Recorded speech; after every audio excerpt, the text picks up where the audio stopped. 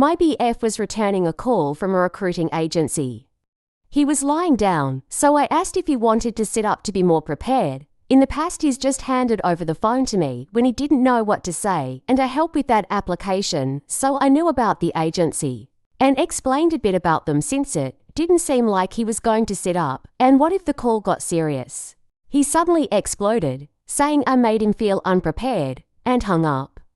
I apologized, and even a second time as well, but he stayed upset and didn't move on. Later, I asked if he wanted oatmeal and added or not, which he claimed was petty and weird. That led to a back and forth about how he thought I didn't know who the caller was, so why did I ask him that even though the answering machine stated the company name?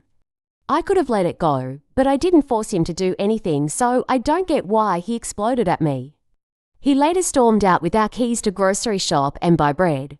I was planning to go to the gym and realized locked out, so Elle chased him down to ask his keys, but he ignored me and left.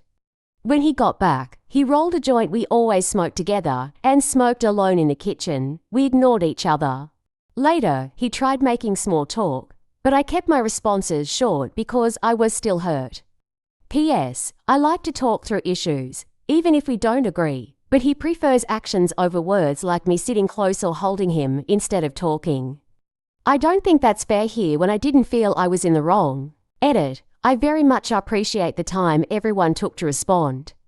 I am definitely taking note of everyone's advice. He apologized and I told him we needed to talk.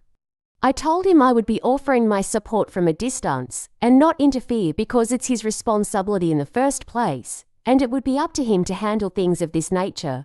I think we came to an understanding to answer a couple of questions I saw. The question about if I was locked out of the house. No, I wasn't, but I needed the keys to go out because the door locks automatically and I wouldn't have been able to come back inside. It can only be opened from inside with the handle, but from outside you need a key to get in.